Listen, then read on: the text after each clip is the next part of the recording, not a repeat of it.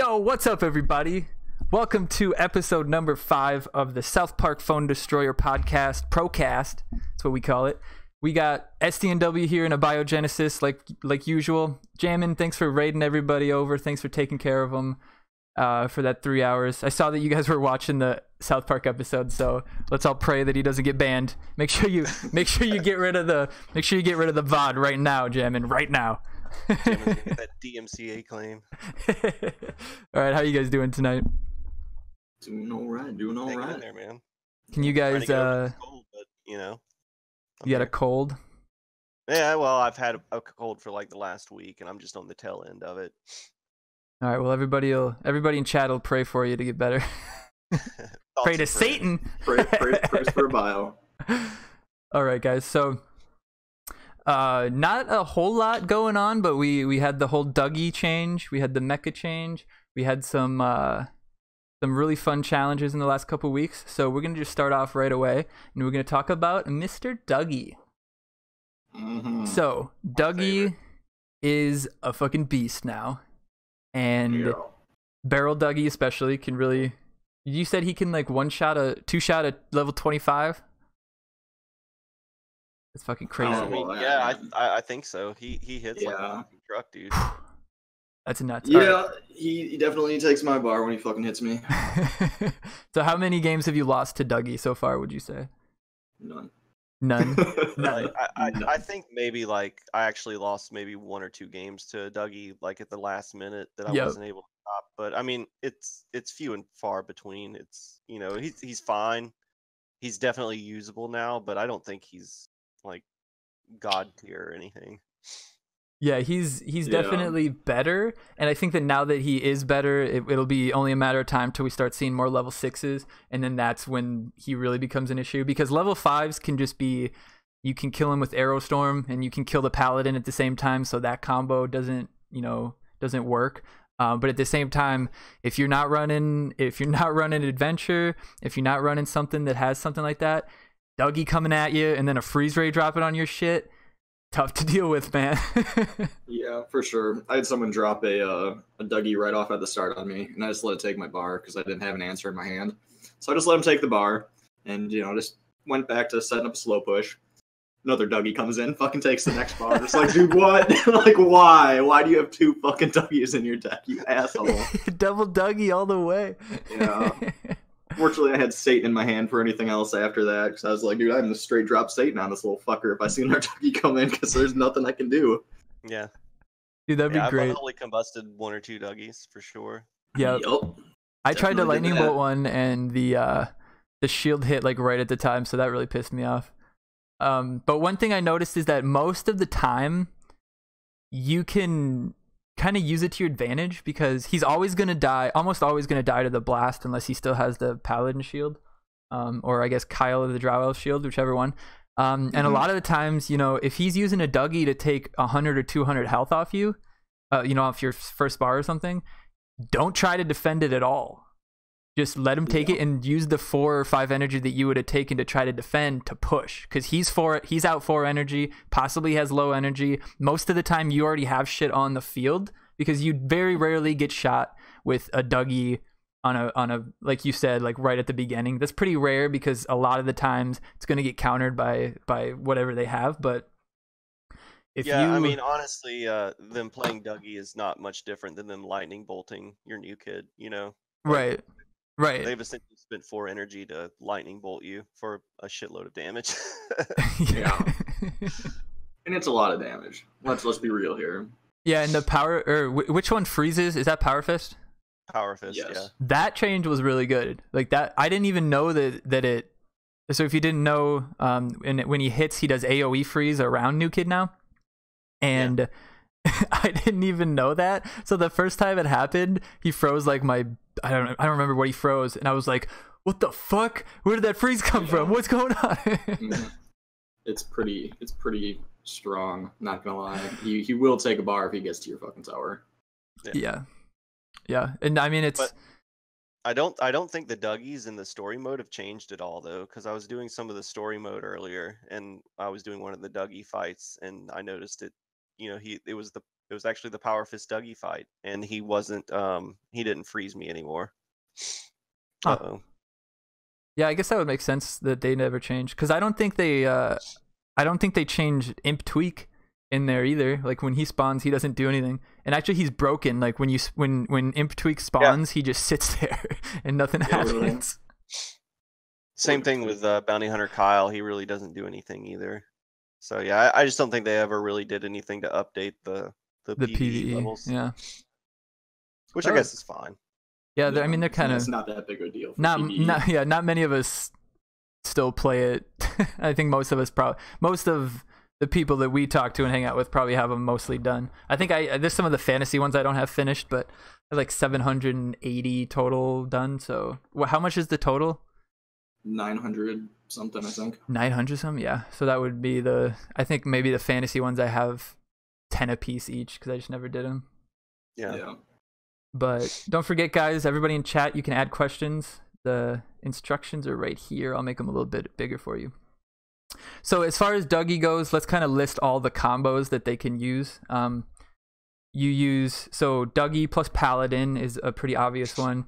If you ever see someone leading with the Paladin, you want to be really careful. You either want to try to kill Paladin at a time where a different person would get the shield, or try to take out the Dougie before the Paladin dies, whether it's a lightning bolt. Arrow Storm works if he's level 5.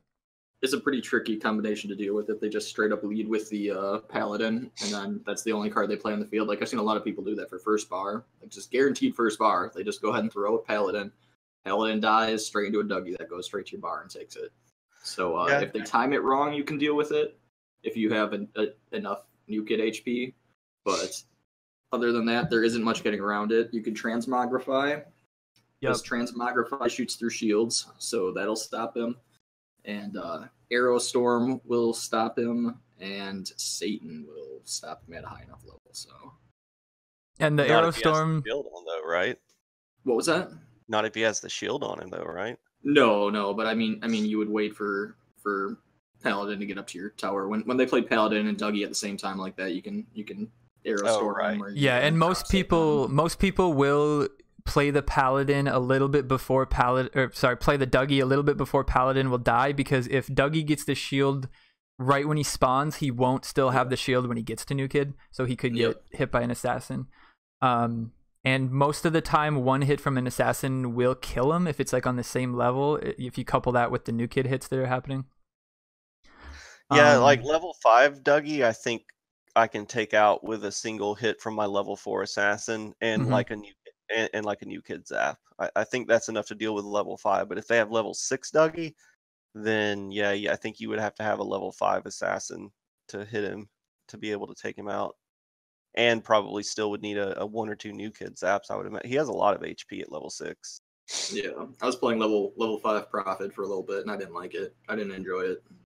Yeah, I don't like that. I'm not running any shields for him, so it's a different story, I guess. Yeah, so it's either he'll almost always be coupled with a shield, unless somebody just tries to play him, when you know that the guy doesn't have any energy. Then I mean that's possible to just play him, in a really good moment. But most people will try to combo with the shield, whether it's Paladin or Kyle the Drow Elves. So nowadays, if you see Kyle the Drow Elves, you want to try to drop him. Like he's worth the fireball, he's worth the arrow storm, he's worth the lightning bolt, he's worth the power bind. Yeah, he's always been that way though. Like Drow Elves has always been one of those high priority targets whenever you see him, because like the only time somebody uses them is when they're running some kind of combo like that. I mean, but honestly, I'll tell you, man, and I know Irishman has been saying the same thing, but like Drow Elves is actually a really powerful card, especially in today's meta, with it being all about these big mystical X pushes or whatever. I mean, having that 4 seconds of just flat out immunity can really turn a tide of a battle in your favor pretty quickly. I do want to say I found out today that you can use Witch Doctor Token's ability through Shield Maiden 1D Shield, so I assume it works for Kyle and for Paladin, but you can use it and he will still heal even though he doesn't do the damage. So that makes sense. Super happy about that. Huh. I didn't know that. I was about to say I didn't think he did damage, but I guess the heal could be relevant if he just needs to regain HP. Yeah, that was it. I had either push the button or fucking just let him die. So I pushed it and I lived. I was like, hey, it works for me. And then obviously the only other combo that you can really do with him is to freeze ray when he gets close. That means you'll usually the wait to freeze ray until you drop somebody to defend. So if you deal with him by other means, they can't do that combo. Yep. Another one is lightning bolts and Yes.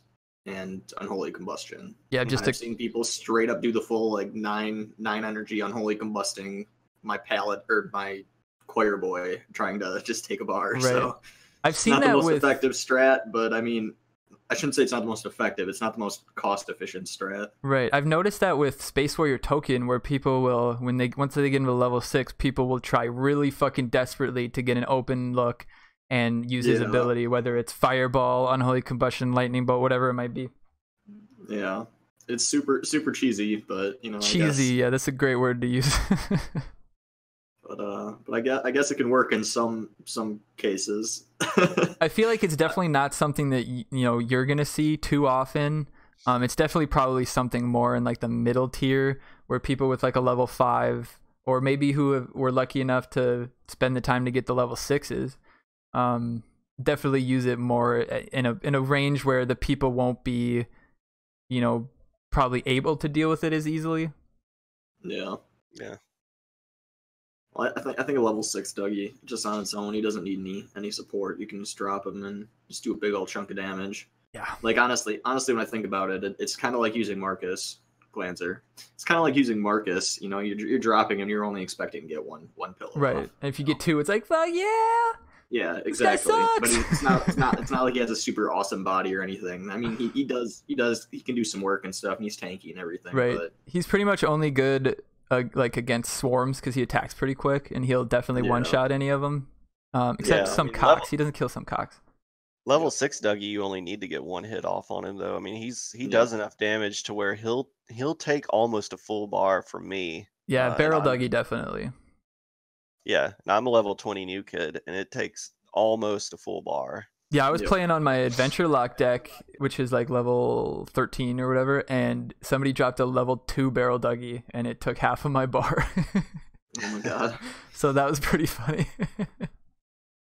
All right, so that's so as far as countering Dougie, at certain points you might just have to, and obviously the mind control him, or freeze him yourself and then deal with him. Tally's pretty decent too. If you have Tally, you can throw him out and slow him down. Yeah, especially if you make him go around the Tally the whole way, it gives you definitely some time to deal with him. Yeah. You can also Zen taunt off. So if you have your Zen pushed right next to your new kid, there's no way they can get a Dougie in there. Right. At least not from the side that your Zen is on. If he's right in the front, there's no way he's getting in there. Right. I did. So when you do the taunt, do you have to taunt when he's in the radius, or can you taunt and then when he comes to the radius, he'll go to? You can taunt before the radius. So if the taunt is going, he'll just go woo and just swerve over into Zen. And then he murders your Zen in one shot. Yeah, I mean, he does a shitload of damage to your Zen, but I mean, what's Zen for? Right. Exactly. It's definitely the best use for him. And then the mind control. If you mind control him, I believe it's within halfway to your new kid, he will definitely get to the other person's new kid, depending on your level of mind control. But the 8 seconds at level 4 or 8.5 seconds at level 4 is definitely enough to get him all the way back. As long as you do it while he's still got the speed boost. If you do it after he's already hit you once, then he's just going to walk slowly around. But you got to definitely get him before that, because then he'll speed right back. Although I've had a couple times where he just gets mind controlled right back at me. I don't see Dougie played enough for me to even like consider running mind control. Like I'm not a very good player when it comes to mind control. I don't know all the nuances of it, so to me I feel like I wasted a lot of times. But yeah, I forget I have it a lot. If I was seeing Dougie in like maybe 25 or 30% of my matches, then I would probably consider putting in mind control. It would probably be a must play card if you're running sci-fi, if Dougie ever gets up that high in the meta. Yeah, I've got no counter for Dougie. Now I have Satan, but other than Satan, I have no counter for Dougie. I've got Unholy Combustion, but most of the time I'm kind of like you, SDNW. I'm just like, well, you get a bar, and Yeah. I'm just gonna run over you with my train Yeah, of exactly stuff. Now I've got 4 more energy to play a fucking Medusa or Witch Doctor token. Yeah. Thanks. Yeah. Yeah, I started running mind control, and I was playing David, and I was like, I'm gonna try to do pretty well, and I did get his Stand of Many Moons mind controlled, and I murdered all of his people, and then he just laughed and then dropped another level 5 legendary. Yeah, exactly. That's how I feel when I play David. I make it through one of them, and I'm like, yes, and then like 2 more come out, and like, I'm just oh, like, that's fucking right. He could play more. Yep. You power bind Stand of Many Moons, and he doesn't actually purify, and then all of a sudden Witch Doctor token comes out, Yeah. Medusa comes out, and you're just like, dude, motherfucker. Like, Though, while we're talking about Dougie, we probably should mention. Did you see Blig's video on YouTube? I didn't. No, I did not. He I don't know if it's still on there. I imagine it is because it's Blig, but he had a video on YouTube where he was double dropping Dougie. Oh yeah, people. I did. I didn't see the video, but I saw like the title of it, like double drop. Basically, what he would do is he would toggle his Wi-Fi off, and then he would drop 2 Dougies, and then toggle the Wi-Fi back on, and like when it caught up, both of the Dougies were like on the opponent.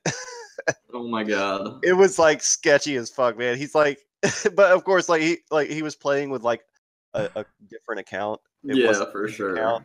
Right. Wow. I would be so butthurt if that happened to me. It only worked like on all the clips he showed. It only actually worked one time, like to actually give him a bar. But like every time he did it, he was able to like play. He would play one Dougie up top and one Dougie down on the bottom, and they would just. So that's a good question.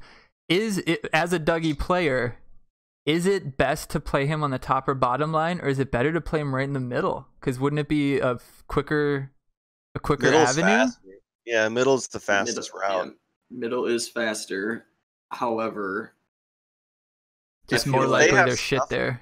I mean, really, Yeah. you kind of have to play it where they don't have units. Like if they've already Exactly. committed units in the middle or in the middle to the, because like usually people only pick half of the arena to kind of commit Mhm. units to. They'll start in the middle and then they'll either go middle low or they'll go middle high. Right. So usually, like then it leaves you that bottom. If they don't have anything, if they have all their stuff in the middle or top, you just play them bottom and let them go up. Yep. That's exactly it. You can also Pope Dougie if we're talking about combos here, and Pope Barrel Dougie is kind of cheese, but pretty effective. That'd be pretty great. Especially if you manage to get the first bar with him, and then he dies, and then Pope comes out, and it's just like they already tried. If they did try to stop him, their counters for him are already gone. So Yeah. you can just pretty much go and take their bar with impunity. That's pretty fucking cheap. I would. That's one of the games which would make me switch to my other account for a while. Be like, oh, I'm done with this one. Yeah. Fuck these guys. Although I do see Dougie's more in my other account just because people have them at a level that they can play them at that level better than because you really do need the level 6 to really utilize him well at the in the top 2, 3, 400 probably. Yeah. Because like I said, Aerostorm deals with level 5. And it's like you said, Abio, assassins deal with it, so it's not too scary, but can still murder you. If I had the copies and the resources, I would totally level up a Dougie just to have fun with. But I don't have enough copies to get any of them to level 5 currently, and even if I did, I definitely don't have enough resources. You really don't. You don't have enough copies to get them to 5. Nope. Man, I feel like you would because nobody's ever fucking requested them. I mean, I've got some that are pretty close, but none of them are there. Yeah, you might need a couple of requests to help you out, but yeah, that's how I was with God. Who's that rare guy in fantasy? But I honestly don't think level 5 Dougie is even that exciting. I mean, really, like you kind of need to have him at level 6. Yeah, agreed. If you're wanting to do anything at like higher levels of legendary, you can get away with it at like lower levels of legendary if you want to D-rank and just fuck around with the Dougie deck or something. Yeah, probably in the thousands you'd probably be good. Yeah, for sure. You gotta ninja the Dougie. Yeah, there you go. That's a bold move right there. That's a big commitment right there. Yeah. I mean, that's exactly 10 energy if you went Paladin Butters and then drop Dougie and then Ninju. Yeah. Jesus. I think Mac had a picture of that on our Discord of him ninjuing a barrel Dougie and almost taking 2 bars with it. That shit would be pretty funny, actually. Yeah, I think I've taken 2 bars once when I had Bebe at like 240 attack or something against like a level 11 new kid, but I've never seen it I was about to at say, the tops. like, if you ran into somebody who was like a level 15 or 14 new kid, Yeah. you had like a level 6 barrel Dougie, and you had like a level 3 or a level 4 ninja, I bet you could take 2 bars with it.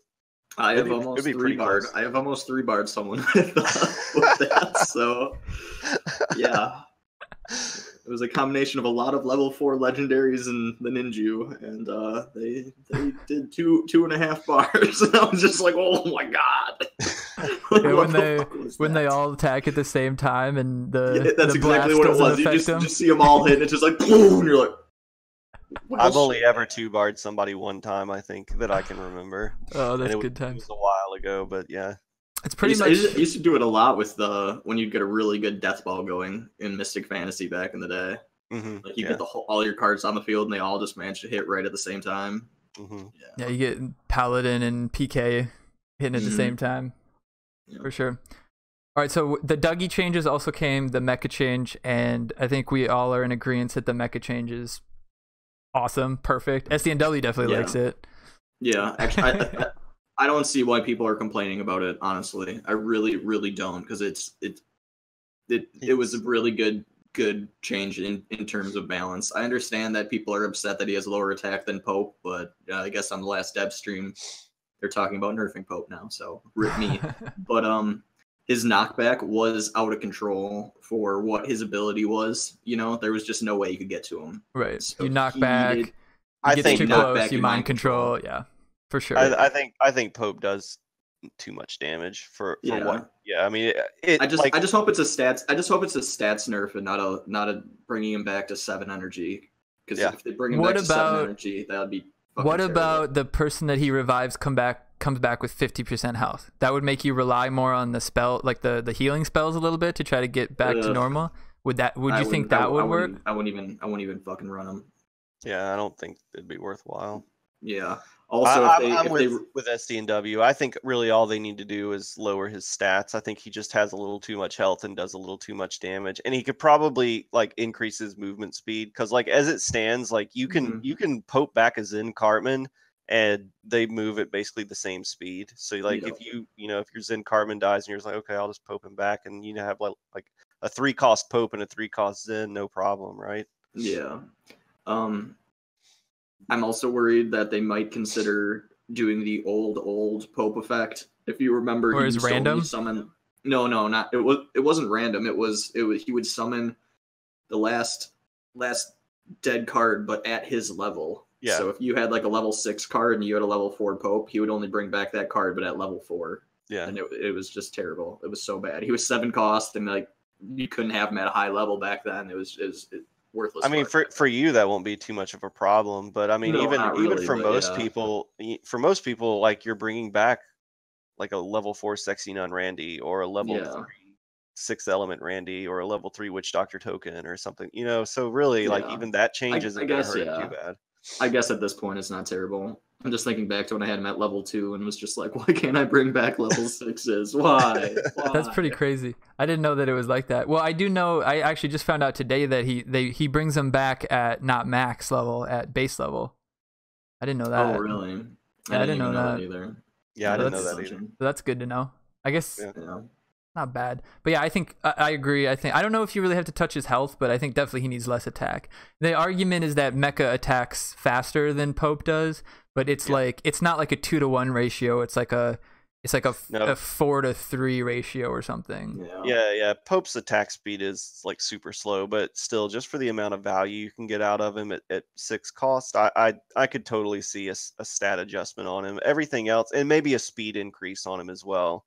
I wouldn't be opposed to that either, but I really hope they don't touch his energy costs, and I hope they don't change anything with the resurrection ability. Yeah. Like just tweak the stats a little bit, and that way it's a little bit more in line with the value you're getting out of him, 70-80% of the time. Right. Watch them make it random and no one ever play them again. Period. Oh yeah. If they made it random revive, that would just completely suck. What if the random cards included enemy cards? I think it would be really cool if they would make it to where it was just the last card that died on the field, period. That would Whether be it was interesting. your card or your opponent's card, and then you could really SDNW, you could be pulling back David's level 5 stand of mini moons into your team. Yep. Of course, I was gonna say he could do the same thing to me, but why the fuck would he want to? I think that would be a really cool ability. I think that could also be really powerful, but at the same time, I mean, using your opponent's cards against them, it's really not that much different than mind control. I was just gonna say that's actually why I really don't like mind control. Why mind control pisses me off so much. That someone who's like, like level fucking 15 new kid, level like 4 cards and shit, fucking mind control my stand of many moons and kill all my dudes. I'm just like, yeah. The only way they can win is to use your cards against you. Exactly. Overall, though, I think right now, Pope Timmy and Mecha Timmy are probably about on par with each other, and then the other 2 Timmys are about on par with each other.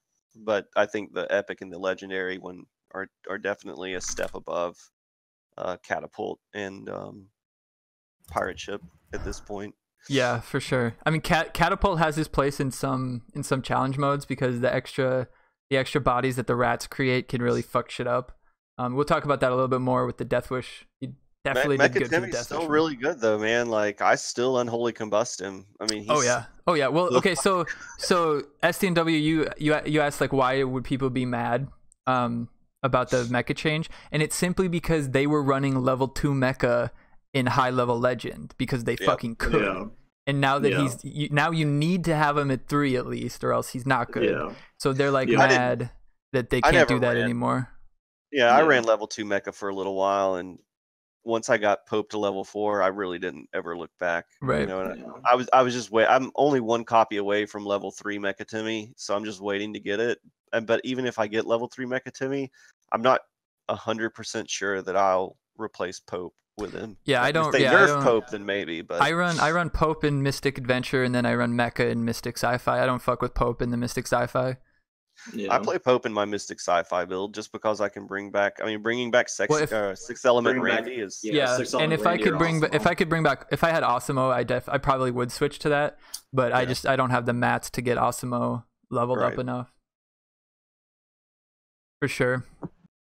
But yeah, I think Mecha's in a good place. I think a lot of the changes that they've recently made have been pretty good. I mean, Dougie's, it's like iffy. I'm not sure how I feel about it. It's annoying, but at the same time, it's. I'm fine with it. I've been saying he needed changes. I've been saying that since the new kid health got adjusted. Right. He needed something because in the current environment, he was literally like a dead card. Even if you had him at level 6, he was still just completely trash. You used to see him every once in a while. Somebody would be trying to pull a Dougie on you, but with the new kid health change, like you said, it wasn't doing enough damage to matter to even try to use him. Yeah, I would just laugh at people if they played Dougie against me because it literally did like I think less than half a bar. Like it was not a lot. I was like, I could ignore him. You Dougie'd me. Great. Now I'm just going to win. Yeah, SDNW, you said you could just ignore him. I mean, I'm still forced to ignore him at this point, but I mean, it's not by choice now. So. All right, so let's transition to the next topic, which somebody asked me on stream to talk about a little bit, and that is the best way to currently spend your cash, your hard-earned Cartman cash. Now, this probably doesn't matter for people who put $50 into the game every once in a while because they're gonna probably refresh PvP packs and stuff regardless. But his contention was that he was going for level 6 epics and some level 5 epics, and he didn't feel like it was really worth it anymore to do PvP packs because you weren't getting like palpable results or tangible results because it's just 1 out of 350, yay. I think the reason to refresh packs is for the mats at this point and the legendary chance and the PvP tickets. Yeah, and the PvP tickets. I still think that refreshing PvP packs is the best option up until you have level 5 epics. After you have level 5 epics, I think then there's no point in doing it. I would just use them on. I would just use your money, like take all that money you would spend on refreshes and fucking buy a 50% legendary pack or some shit, you know? Right. If you're spending, if you're putting like $50 into the game every couple of weeks or every month or whatever, then refreshing PvP packs here and there, I think is fine. Like what SDNW was saying. For the most part, though, epics, like once you can get your epics to level 4, get it going from 4 to 5, isn't that big of a boost. With a few minor exceptions, like I was saying earlier, Rogue Token, like getting Rogue Token from 4 to 5 is actually fairly relevant because he'll one-shot a level 4 Bounty Hunter Kyle, which is running everywhere. So. Same for Arrowstone level 5, then it starts killing, level 4 BHK and shit like that. That's really important as well. But if you're not spending money on a regular basis or semi-regular basis, then I don't even think refreshing PvP packs is that great a value. I honestly think you should only be spending money when a legendary shows up in your lockers, and you just buy the lockers out if you have to, do whatever you have to do, get the legendary, move on. Don't even chase epics in lockers. Right. I mean, if it's a good epic like Rogue Token, you can probably go 5, 10, 15 or something like that. But I just chase mats and lockers at this point. Yeah, my contention or my idea with that is that I only chase epics, like chase them like further. Like I probably drop 7 on an epic anyway. Just fuck it, like 7 cash, whatever. Because I put in $50 every once in a while. But I'll never dig deep unless it's somebody that you're like. If you're really close to getting the level, whether it's level 4 or level 5, if you're close, you should dig for it because you never know when you're going to get that fucking card again. Because I sat on 99 out of 100 Marcuses for a fucking month. Yeah, I've sat on things like that numerous times for a very long period of time. Like I've gotten to the point where while I was requesting my PCP to level 6, which I just hit like a couple days ago or yesterday or whatever. When I got him to level 6, or right before, I was at, 599, and I was just like, well, fuck, man, do I just wait? And I'm like, no, dude, I'm not going to wait, because I know I'll be waiting for at least a goddamn month. Now, of course, the event comes out, like, right after, and gives me tons of PCPs, but whatever. I heard, like, a rumor, and I don't know if there's any truth to it, that if you have cards that are just like 1 away from hitting the next level, that you actually have a lower chance of getting it in. Yes, you do. Yeah, because isn't there technically, well, it would be kind of a after effect of the fact that if you have less cards, you get them more often. Yep. Yeah. Like if you have that's why in all the team packs I got hella Mackies, because like I think in every pack on this event I got at least 1 Mackie, and then I started getting like 3 apiece. Yeah, I got quite a few. I got enough Mackies to where I was able to get him to level 4. Yep, I got him to challenge level. I got I think 15 of them from challenges, if not even more. I was getting like 1 every pack, every card pack, so like 5, 6 a run. Not bad. I definitely got a ton of them. Yeah, I was happy with being able to get Mackie to level 4 without having to spend any money on him. Yeah, I pulled Manber Pig in my fucking team pack, you guys, in my last pack. Oh, I mean, while it's cool to have a legendary, I was just like, dude, really? Like, fuck you. Yeah. Fuck you. Why can I pull him? Why? Give me that Satan. I need that level 4 Satan, baby. Yeah, and then the only other thing that I would say about your cash, like if you ever save up to have like 2,000 or something, this is for like more free-to-play players. If there's a legend that is in your 2,000 cash offer and it will get you to level 3, then you should do it. In my opinion. Yeah, 100%. Yeah. I wouldn't buy 2 out of 8 or 3 out of 8 for it. I wouldn't do that, but you definitely, because like we've said, on legendaries for a long time. I mean, how many people have 1 out of 2 mechas probably? Yeah. So that's definitely worth it. I'm still waiting for an Ninju to show up either in my locker or my daily deal, just so I can get him to level 3. Yeah. He's been sitting at 3 out of 4 for probably 2 months now. It's tough, man. I can't remember the last legendary I pulled, to be honest. I think it was Stand of Many Moons. That was a long time ago. Legendaries recently. I've gotten like a couple of 6th element Randys. Abio switches to free to play and he starts getting all the legends. like they come in spurts, man. Like I'll go like a month or so without getting a single one, and then all of a sudden, like I'll get like 3 or 4 within a week or two. Like it's like they just come in like waves. Yeah, I didn't spend any money for like 4 or 5 months there, and that was when I got the most legendaries I've ever gotten. So I mean, besides getting them from pay packs. Like I would just get them in free packs, and I'm just like, dude, really? Like, yeah, my first legend never happened when I was throwing money at you, fucking redlings. Yeah, my first legend was a free pack too. I remember who it was. Free pack Manbear Peg, baby. Free pack Manbear Peg. I think that was really helpful at a really low level. Yeah, I got Mecha in one of the early PvE matches. It's like the only one I've ever gotten, so that carried me quite a long ways. I've never gotten a legendary from the PvE content. I still have a handful of PvE levels to complete, but yeah, I've never seen a single legendary out of PvE. Really? Not a single one? Nope. Not one. I think I've gotten... I can't remember. 2. I got a Grand Wizard Cartman. I think that's all I got was a Grand Wizard Cartman. I've gotten a lot of legendaries from the free daily packs, but so, I mean, I can't really complain. Yeah, I think the PvE words could have definitely been better, but what can you do? Yeah. All right. I think we talked enough about that. If people want more, they can ask a question and we can elaborate more. So this topic is more just for fun because I sincerely doubt we'll ever see it. But we've been spitballing around the idea of having neutral spells that, you know, any deck could use, regardless of what theme you're using. And I've yet to think of one that wouldn't break the game pretty much, or just like be a card that everybody would run no matter what. Yeah. But what do you think that's why they didn't put neutral spells in? I think so. I think spells are so thematic to begin with that it's hard to find. It's hard for me to even come up with something that'd be neutral. But what if Rat Storm was a spell that summoned the rats, you know, on a random part of the board or something like that, and it was only 2 cost or something?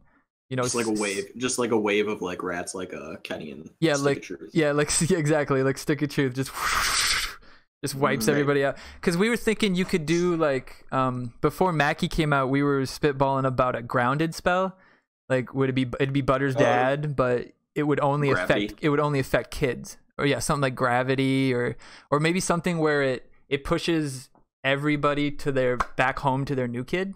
Oh, okay, I see what you mean. Grounded, like yeah, you're grounded, not you're. Oh yeah. Flying, and I just slap. Oh, that would be that would be interesting though. Like, you know, make flying cards grounded so that you know, so any deck could deal with stuff like that. But I think that could be interesting. I think the issue would always stem to it would either be unusable or so usable that everybody would run it. Overly niche that Because think about if like a card like Unholy Combustion was theme independent. God.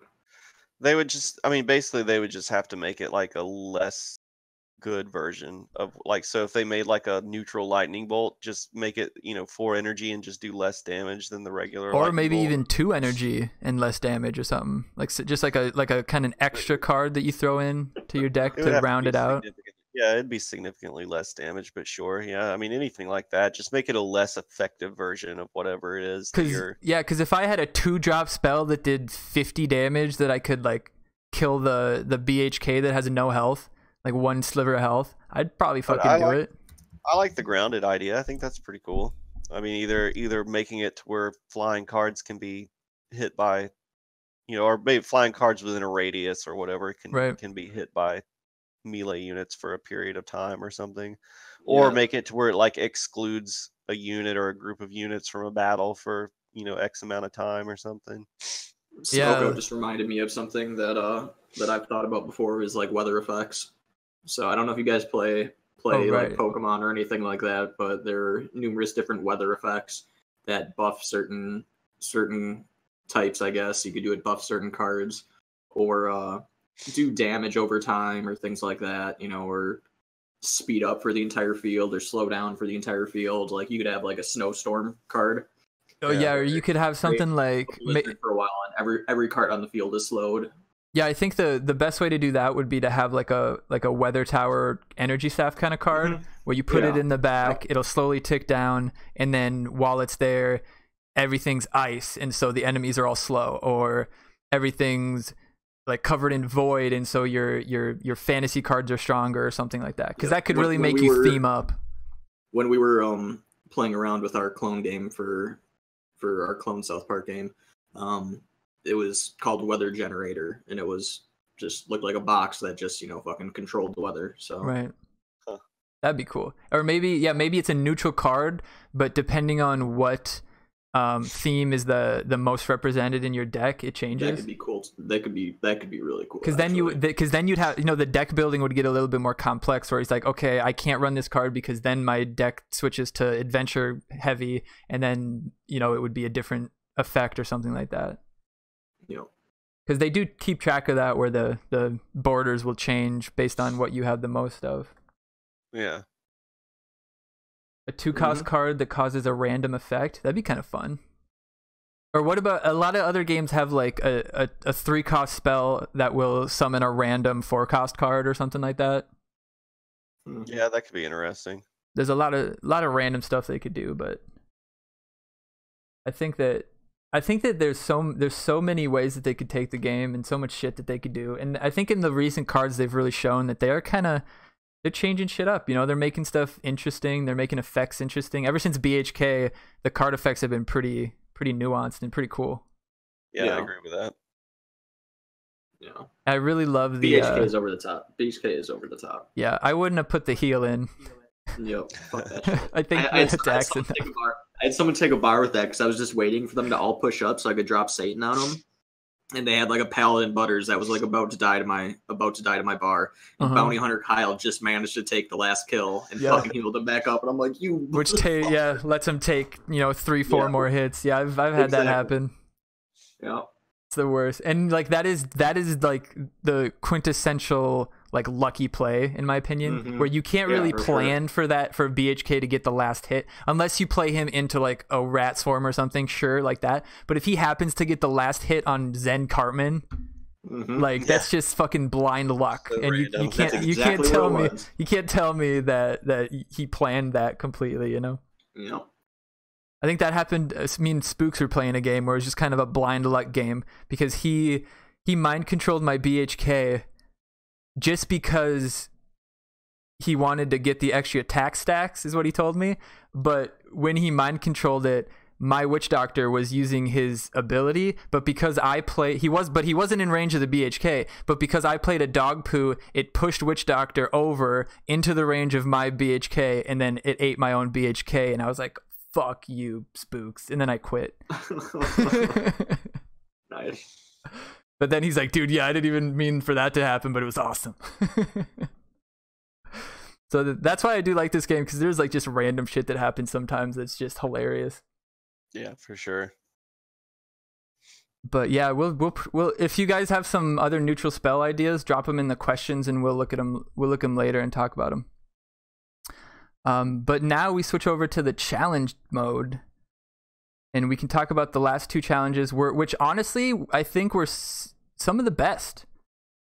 I agree. Yeah, both of the last 2 challenges were really playable. The last one especially, I saw a lot of different decks being played. Yeah. I mean, really both of them. I mean, you were really just running like, a set of cards. So everybody was running. Double Butters, Double Kenny for the Death Wish. We'll start with the Death Wish one. Exactly. Double Butters, Double Kenny, and then Bar Brady. Maybe Bar Brady. Yeah, I didn't run Bar Brady in mine because I felt like it was too counterable, I guess. Oh, he was great if you were running Mystical, and then you could poke him back. Yeah. Yeah. I didn't do the fighter one, so I can't talk on that. But the Death Wish one, I actually enjoyed a lot. It was pretty fun. Yeah, because throwing out the assassins. I ran it with Kyle the Drow Elves. Yeah. So I could just throw out all my assassins, and there's just no getting through it. They would just mow everyone down, and if they were at risk of dying, you just pop Drow Elves, and there you go. I think it was me and Oni Chris on the stream, on my Tuesday stream before the challenge started. We were, heavily theory crafting our decks for Death Wish, and a lot of the other ones, there was no theory crafting. It was like, oh, I'm going to do a normal challenge or normal friendly fight deck, you know, and then just, you know, play it as, you know, maybe play it a certain way. But the Deathwish one, because it was only the Butters, Kennys, and Barbrady, that's it, then you really had to theory craft around those cards, which I thought was really cool. Yeah. And we spent quite a lot of time, you know, we went through the Kyle the Drow Elves would kick ass if you know, get him pushed. You know, what Kennys would be the best, whether, you know, whether the mystical Kennys were worth running like the Pope Barbrady, or because the mystical Deathwishes aren't very good effective in that mode, really is the best way to put it. But because they're not good Deathwishes to begin with. Yeah. And they're definitely not good if you're not running like energy staff and shit like that too. Yeah, people bitch about them having high stats, but they pretty much don't have Deathwishes, so exactly, yeah. And so you had that toss up, but then was like, do you run double Kenny Butter? So I saw some people not wanting to run it because they didn't think, but it's like it was so easy to run the double Kenny Butters. Yeah, because your assassins die so quickly. I mean, you put them on, do a bunch of damage, and then they die, and then you can throw another one out. One thing I did notice in the Deathwish one, though, is that your card cycles kind of really mattered. Because if you started your hand with a Butters and a Kenny, you were way better off than starting with like 2 Butters. Because you could, you know, drop them both at the same time pretty much. That's why Barbrady was pretty handy, in all honesty. Yeah, because you could start with him in the back and then go from there. Yep. He could tank the assassins, and you could just drop the assassins to take care of their assassins, and they had no counter. He's really the only tank that could effectively tank the assassins. I mean, I think PC Principal was still pretty fine, but I mean, he just melts pretty quick. Yep. Yeah, we were that was one of our theory crafts, was like, how much damage would PC Principal do on the knockback, and would it be worth it? Because if he didn't do it, and then you just have the assassin then coming up top because he pushed out of the way, and then your fucking new kid's fucked. But yeah, I didn't end up doing PC Principal either. There was no way I was running PC Principal in that challenge. But that was a really fun one. And then the fighter one, to go along with that one, much more options, just because the total options that you had for fighters was just made cards that normally wouldn't be playable, which is really what challenge should be about. It should be about getting cards that you're not going to play elsewhere, or don't want to get them. And there was just no reason for anybody to really run any tanks or any assassins. I mean, your fighters were doing pretty much as much damage as your assassins did. Yeah. And then they had as much health or more than any of the tanks did. So there was no point in running ranged unless you were trying to counter pigeons or fucking Marvin. Right. Pretty much the only range you could run was take Unholy Combustion. For lightning bolt. For the Deathwish one, Catapult was really good. Yeah. I saw people running in the fighter challenge. I saw people running Blood Elf Bebe, which I thought was like I honestly didn't think she was that great. Even if your opponent was playing pigeons, like she just doesn't do really any damage against the fighters. And she can take down pigeons, but against anything else, there's so many better ways to take down pigeons than Blood Elf Bebe. But I did see some people running Pope Timmy, which I thought was fine because you could bring back something like Pocahontas Randy, which was a pretty good play. Yeah, the Pocahontas Randy spit out the little fighters. Yeah, the Pocahontas Randy with that was really good because they even survived New Kid Blast. Like, they were beefy as fuck. Yeah. And then some people were running Cox because the Cox were fighters. That didn't scare me as much though. Yeah, it was fine. It actually was somewhat relevant because the Cox would live through Labard Jimmy with the health buff. Right. Yeah, because the pigeons got countered by Labard pretty hard, but then the Cox didn't. Yeah, for sure. Right. The first time I put Labard and it didn't kill the Cox, I was like, well, this is fucking worthless. Yeah, I tried that play one time and it didn't work, and I was like, oh, well, guess that's not we're not doing that anymore. We're just gonna have to fight them the old-fashioned way. Exactly. Yeah. Yeah, I definitely liked the fighter one. And I'm hoping. But honestly, like, I didn't think Chicken Coop was that powerful. Like, I saw a couple of people playing it. I didn't use it. I didn't think it was necessary. I used a deck that Simba and Melodero were using. Yeah, I had a lot of fun with that. I think I ran a couple different ones, but yeah, the catapult in the Death Wish one was surprisingly effective, just to take those extra 2 shots from the assassins, from the rats. Tally was a beast. Tally was great. Tally, Jimmy, the Bash Brothers, dude. Oh my god, that was a beast combo. Tally and Witch Garrison were both really. Oh yeah, yeah. I ran into stack with Tally or no? No, it doesn't stack. Okay. No, I'm glad slows don't stack. Yeah, I ran Poseidon as well, and then I ran Witch Garrison and Tally, so like they were slow the whole fucking game, and it was awesome. Yeah, that definitely helped. And I mean, Drow Elves, I think, was a fine range card to run because, like I said, that really was the difference maker. If you could get Tally and Witch Garrison on the board at the same time, their abilities, they don't stack, but it allowed you to, if you had them side by side, you could pretty much cover your entire opponent's army. Like whatever they threw out was going to get stuck. And that Witch Garrison charge is fast. It's very fast, yeah, and it lasts almost as long as the recharge rate. So by the time they're coming off of it, he's ready to cast it again. Yeah.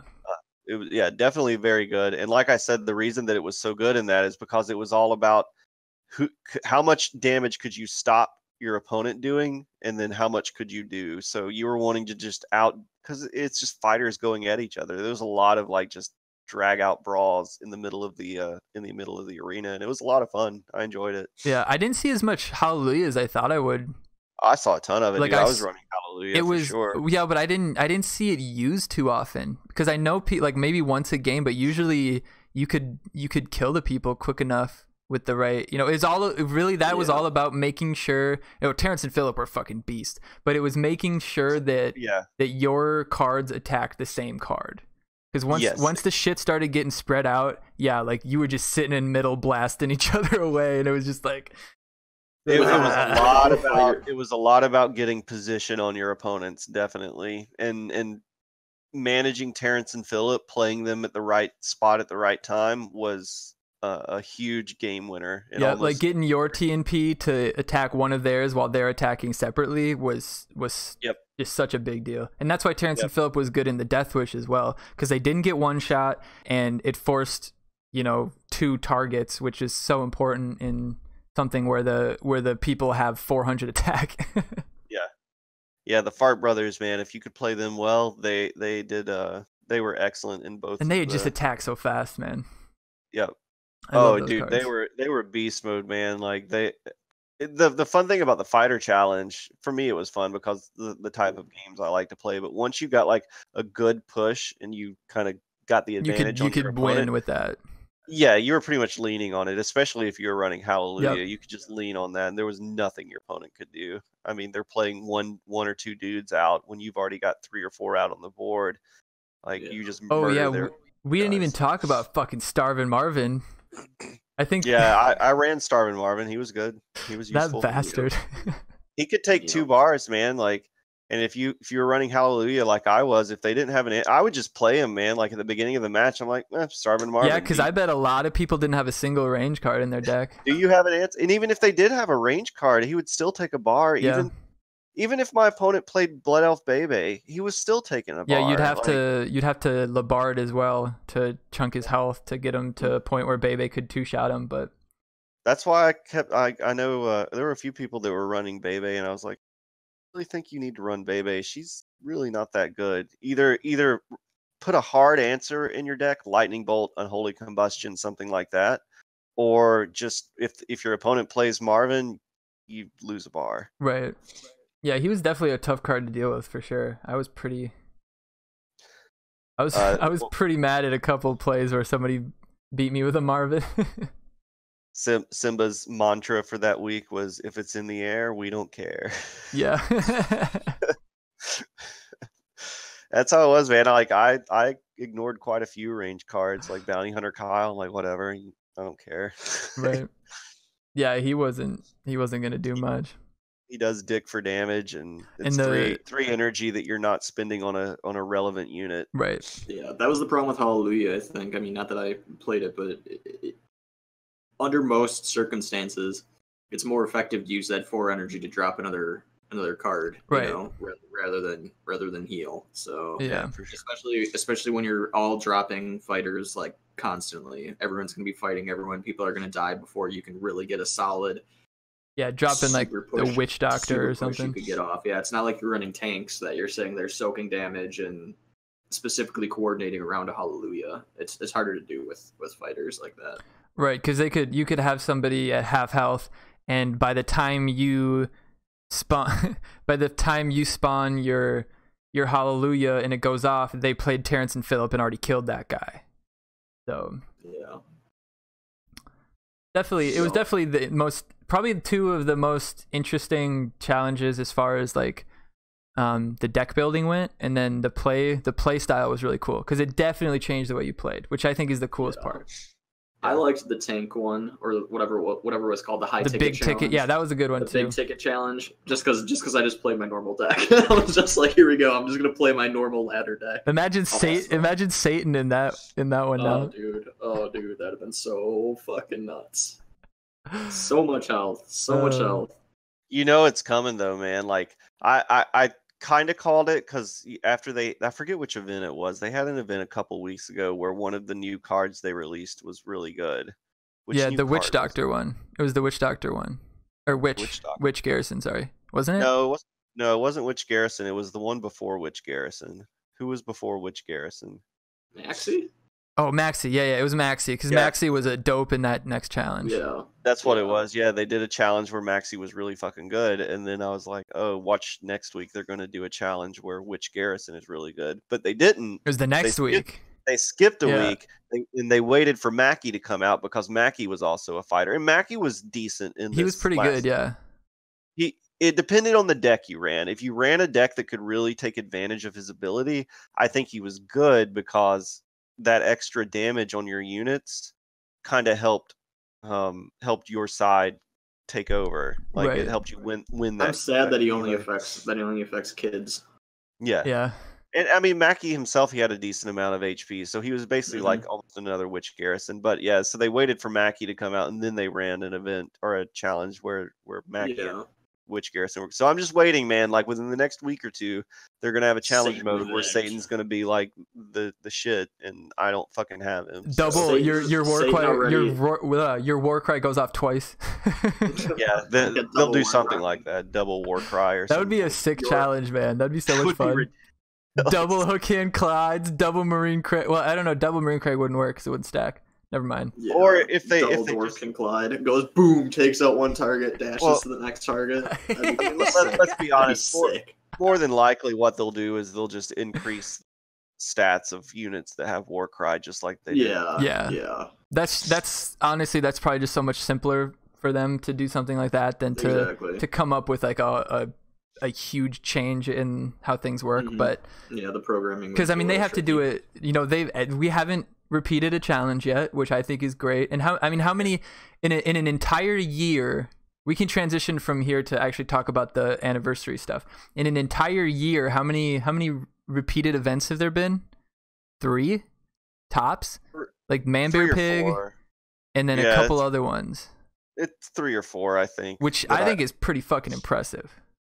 Yeah, I mean they have a lot of material to go off of, man. So I'm honestly not surprised, and like I honestly think that South Park Studios has a lot more control over the events that they're running right now. Like would almost guarantee you that South Park Studios kind of set up or helped coordinate and say, hey, these are the episodes we're going to be dropping.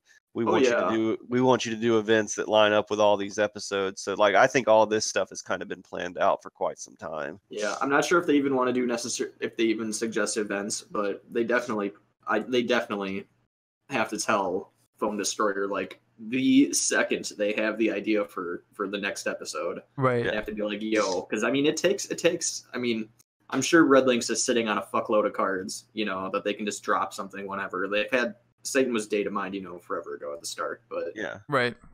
But it takes a little bit of time, you know, to program and like test the cards before they come out right away. So is beta even open yet?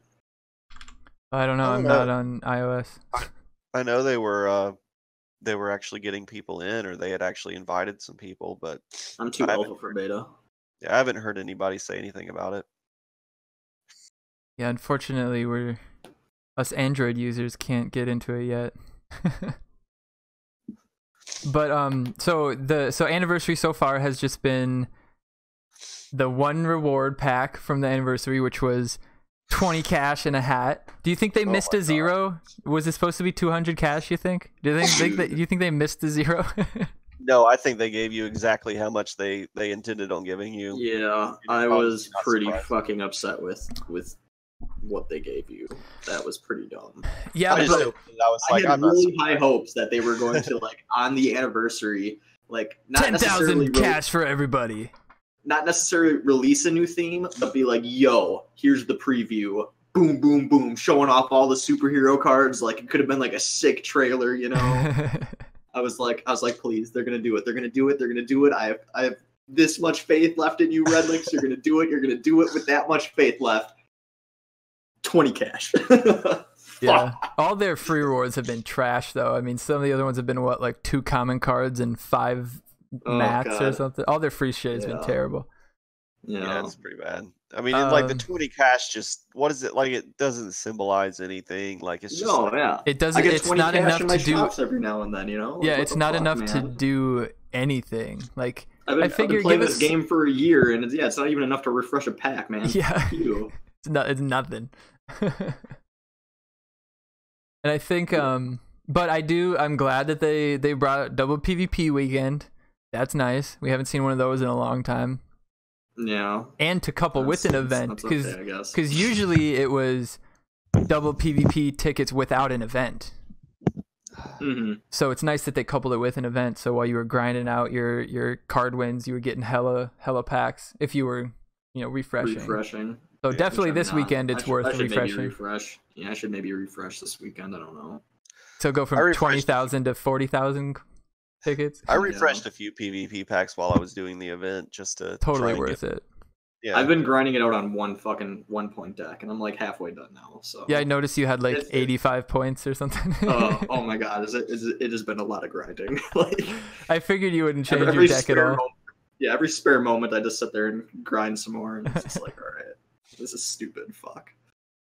Yeah, I really hope that next week they have some better stuff like for us for the anniversary, because like the gift was just I mean, like I wasn't surprised. I was like, it's about what I expected, but I was hopeful that it would actually be something good. But yeah, we kind of got what we expected to get, and I'm just hoping that they've said that there's going to be a lot of PvP ticket deals coming out. I hope it's not just like, oh, you can spend 1,500 PvP tickets and get this missing pack, costume that you didn't get out of one of the events or something, like, and I'm sure that's probably what's going to be. They're going to give you opportunities to buy the costumes that you might have missed. Well, they said there would be like Blood Elf Bebe things and what was it, like Mackie Tiles. Well, yeah, they were going to do 24-hour events all week, pretty much. Yeah. Which is curious. That's pretty cool. Fuck another Bounty Hunter Kyle event, like for real. For real. Let's make sure everybody. No one needs any more Bounty Hunter Kyles. Let's make sure everybody that he plays has a level 5 BHK, guys. Yep.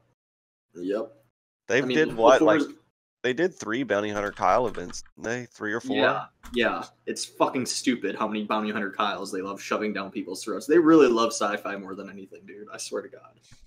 Fuck. But they just nerfed Mecha. They just nerfed Mecha. Jesus. I think they need to take Osimo, like his freeze is just too fucking long, man. Yes, it is. Oh my god. God damn it, that's so long. Osimo is so fucking strong, man. Yeah. He is so strong. I'll unholy combustion him over anybody else. I will too. If I'm running unholy combustion, that's safe for fucking Osimo. Like, what's up, Mecha? What's up, Mecha? I'll let Mecha sit there and just eat the mind controls all day as long as I don't have to deal with that Osimo. Because it's like Osimo comes out, fucking Six Element Randy comes out, and Bounty Hunter Kyle comes out, and that's like, well, what do I do now? Well, fuck.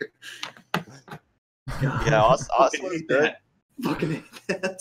I love that freeze, man. It's pretty powerful. God, it's just long, but. And then you can top it off with like a program stand. Program stand right behind it. Dude. Yeah, in the time that they're frozen, program stand charges full charge. Even freeze ray too. Like you could honestly, like you could lock someone out the entire fucking game. You could hit program stand's ability, follow it up with Osmo's ability, and then wait for that to tick down, and then hit freeze ray, and then by the time the freeze ray's done, the power fist Dougie comes. By the time the freeze ray's done, program stand's probably about ready to go, and then by the time he's done, I mean, Osmo's recharge is actually pretty quick. Yeah, he gets if a lot of people use the charge immediately to keep on their side of the field, and he'll get it by the time he's halfway again. It's ridiculous because he is so fucking slow. So slow. I think he's actually slower than Zen. Dude, he's got to be slower than Zen. I know I had my opponent, me and my opponent in one game, I played Osmo and he played Zen. And when he got down and his ability went off, he used it. And even Osmo's ability, like, it goes off pretty quickly, but the whole time for him to, like, do the jump and stuff. Yeah, the animation is... It actually lasts a while. Because I was actually surprised. I hit mine, and, like, by the time my Osmo started walking, like, not maybe a second later, his Zen started walking, and I swear his Zen was moving faster than so. Yep. It might not have been by much, but it felt like it was a little bit faster. I think Zen just needs to have like one attack so that he can fucking get, a ninja buff. I'm so pissed that like Osmo can sit there and freeze me, and then he can sit there and fucking keep attacking me with Bounty Hunter Kyle just boosting him to like plus 200. Well, there's like nothing I can do because I'm frozen nonstop. Yeah. Really bothers me. I'm like, Zen, you were so trash. Fuck you. That was the only reason I love you, Zen, but man, fuck you sometimes. I was running Zen Cartman in my deck for a while, and I just got tired of like seeing the Bounty Hunter Kyle buff on him and it just not doing anything. So I was like, fuck it, man, I'm putting Osmo in the deck. Fuck this. And like I've gotten my Osmo up to like plus 80 or plus 90 or whatever with my Bounty Hunter Kyle before, and dude, he like will just wreck shop, man. Like, he just looks there, kicks people, and then freezes them, just kicks them. Dude, yeah. I've had people get their cards up to like plus 200. I'm not even kidding. Like over plus 200. Medusa Bebe, Osmo, 6 Element Randy, and fucking Mecha Timmy all sitting there for like plus 200. Yeah, if you got a level 5 Bounty Hunter, you just quit. Yeah, if they've got a level 5 Bounty Hunter, it's a lot easier to do, I think. Level 4, like I've gotten my units up to like over 100 a couple of times, but it's not very often.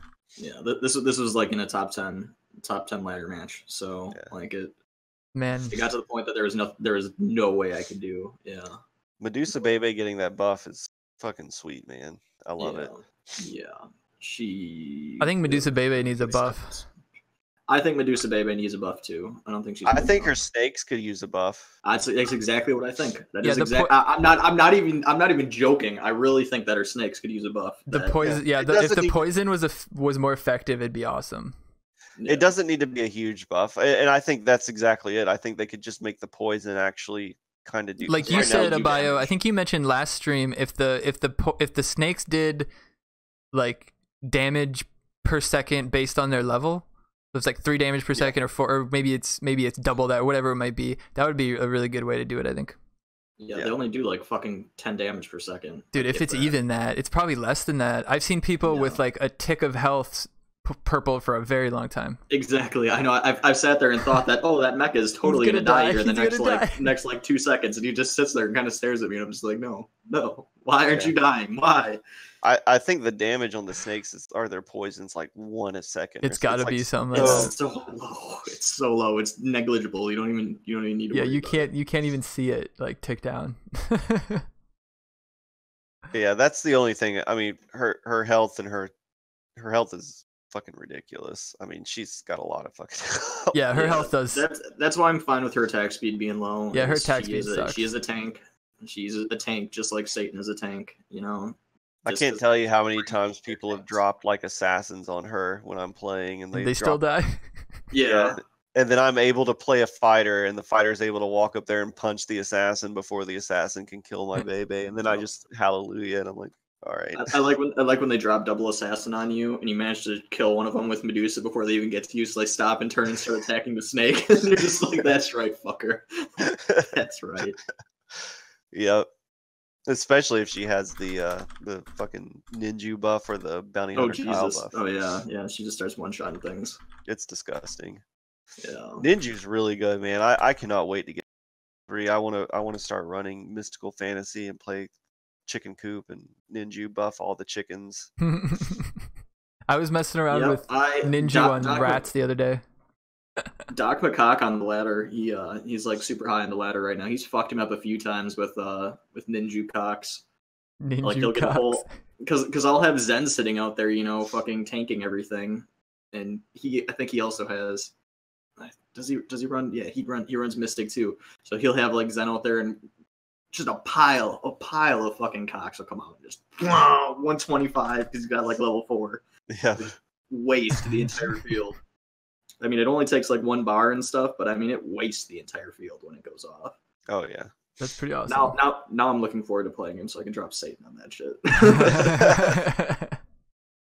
That's my new favorite card. That's my new favorite card. He does look like a lot of fun.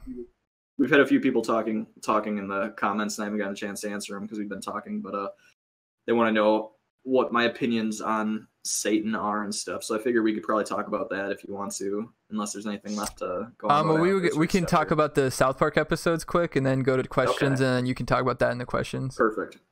Hang around, folks. Hang around. Keep them waiting. All right, so let's talk about the South Park episodes. The last 2 were the Spooks for Halloween. Or the Scoots, sorry, not the Spooks. Scoots. And Time to Get Cereal, which was the last one, which we'll probably talk about that one more.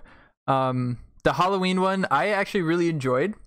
I heard some people didn't really like it as much as some other ones because they felt like the ending was kind of out of nowhere. But I thought it was good. I thought it was like a real nice callback to like shitty horror movies where there's like something innocuous going on, and they're like, "Oh my god, it's Pumpkinhead!" I love Mackie when he sees the scooters. He's like, "What the fuck? Fuck's going on?" Yeah, Mackie. It's good to see Mackie, you know, at a bigger role because he's been kind of disappeared. I mean, he used to be a huge part of the show, like constantly. Okay, you know, all the time. I want to know what happened with Misconduct, like where Misconduct is right now. I want to know where Mr. Hat is. Mr. Hat is in a sauna with Brett Favre and putting in a tub of Thousand Island dressing. That's why I haven't seen Brett Favre around.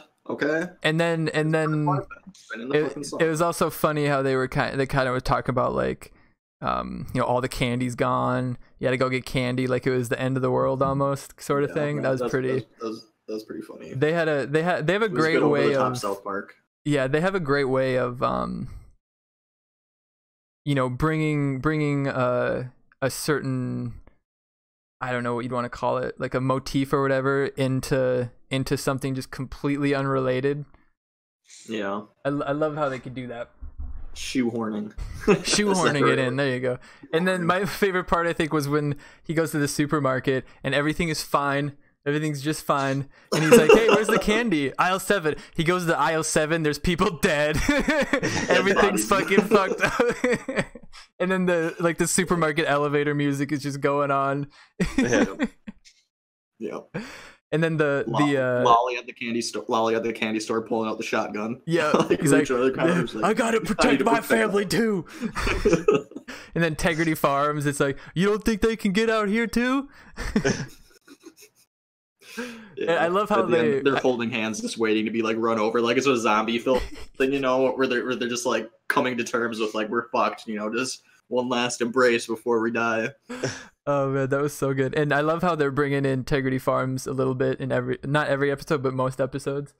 Yeah, I was kind of sad that they didn't yell out a "you bastards," because we haven't had Kenny die in a really long time, and low key Kenny fucking died in that episode, guys. Yeah. That was the first time in a long time that Kenny died. Because they just pulled him down with the fucking tower. I was just like, Kenny? Like, shit, dude.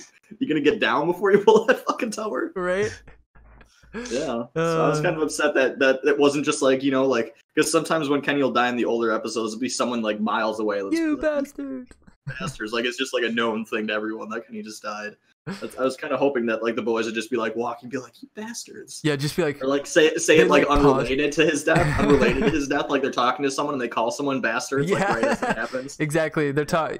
That'd be funny if they were just like, they paused while they're on their scooters and they're just like, guys, is somebody a bastard? What where's Kenny? They just stop bastard, look at each other, bastard. They're bastards. Yeah, that's a good catch that he died. I noticed that too, and I can't remember the last time they killed Kenny in that way. It's been a hot minute. Probably since they brought him back like to life for real or whatever. Let's see. But I don't know. He dies in the Mysterion episodes. The kind of trilogy. But then he comes back as like the ghost Mysterion. Oh, he always comes back. He's Kenny. But, that was such a nice touch that was his ability, where he comes back to life and he doesn't actually ever die. Yeah. It's beautiful. I can't die. Whoa, that's pretty dark, Kenny. That's pretty dark. My favorite part of the episode was after they brought down the tower and like the scooters all stopped, and like that was just enough to like end it. Like all those people were like right on the doorstep of Tegrity Farms, and it was just like, all right, well, I guess we don't get candy. It's like they don't even know what happened too. They're like, what was wrong with us? What was going on? How did we get here? What are we doing? We suddenly lost all desire to get candy. And then the voiceover the whole time. Like that was the last Halloween that we ever had. That was normal. And the voiceover was Kenny. Yeah, Kenny with like a deep voice. I love it when they do the voiceovers for Kenny like that, like they did in the Going Native episode where Butters needs to get his he goes to Hawaii. Yeah. Yeah, and Kenny's got the like on the morrow we'll be going to while he's like writing and shit. And then the boys are like reading his letters and they're like, what the fuck, Kenny? Like what? While he's talking like that. It's good stuff. All right. Now we switch over to the newest episode, which was last night. And if you were watching Jammin' stream, you watched it with him, which is ballsy Jammin'. Ballsy. But Jammin's not afraid of that DMCA. Who gives a shit? Mm-hmm. Okay, so Time to Get Cereal. It brought back Al Gore and Man Bear Pig, which we got to see Man Bear Pig animated. It just fucking wreak havoc, which was so much fun, man. Holy shit. When he ripped out the whole skeleton of that one guy, I was just like, fuck yeah. It was pretty glorious. Wrecking shop, man. It was awesome. It was a really fun episode. It was very fun. And if you didn't know, Man Bear Pig has always represented global warming.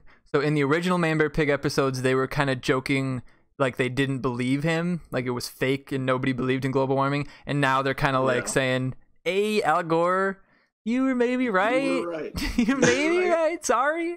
And then I love the part where Kenny's cereal at all. Or Stan goes up to him and he's like, Al Gore's just moved on. He's like, I don't do that anymore. I'm a bowler now. I'm a bowler now. Which he kept. When I'm not bowling, I take care of my game. He kept his bowling shoes on the whole episode. That was nice. Yeah. Yeah, and all the Red Dead Redemption stuff was pretty funny. You're playing Red Dead Redemption? Yeah. Yep. I honestly think this was probably my favorite episode this season. Just simply because it was. See where they go with it. Yeah, it was animated so beautifully, and it was interesting. It was cool, and then they had hilarious moments, like the guy in the restaurant saying, Man Bear Pig's not real. Blah, blah, blah, blah. And then he looks back, he sees it. He's like, okay, so he's real. What do we do now? What are we going to do now? What are we really going to do? And even if we did something, China's going to keep... China's not... And then he just grabs it by the head and rips it. So good. So good. And I mean... Like, not to even like get into like politics or something, but I've had that fucking conversation before where it's been, I think it's like my dad or something. I was talking to him. It's like, well, even if global warming's real, China's not going to stop. And it's just like perfect. This was perfect. It was a perfect episode. It was so good. I'm sure a whole lot of people had that feeling of that conversation. And it was funny to me because it seemed like it was like a first date, but then I saw that they had when their kid was sitting there, so it was like a husband and wife arguing. Yeah, And then when the Smoke just brought it up, when the detective was fighting with his wife, and he's like, "I'm gonna go find a new life," and he goes to the coat rack, puts on his hat, puts on his coat, and sits back down and starts a new save file. Yep. That was a really nice touch. Yeah. He's like, "Would you go back to the snow level? You goddamn right I will." Harrison Yates. and then he's talking, and the guy's like, "Well, you can skip that fight if you go hunting with." Yeah, I like when he's like, "These goddamn kids better stop shooting themselves, or I'm gonna these goddamn kids better stop killing themselves, or I'm gonna shoot. Shoot them myself." Yeah, a school shooting in the woods. Oh, when kids leave school, they're supposed to be safe. So I love how they're like outside of school is the one place that kids are supposed to be safe. I love how they're like kind of tying stuff together, but it's so loosely that it's like it's more realistic. Yes. Well, and this is the first episode that kind of left off with a cliffhanger, right? Yeah. I mean, every episode is kind of like led into the next episode, and they kind of continued like the storyline, but this one actually had like a direct. Yeah. This is going to be a two-parter.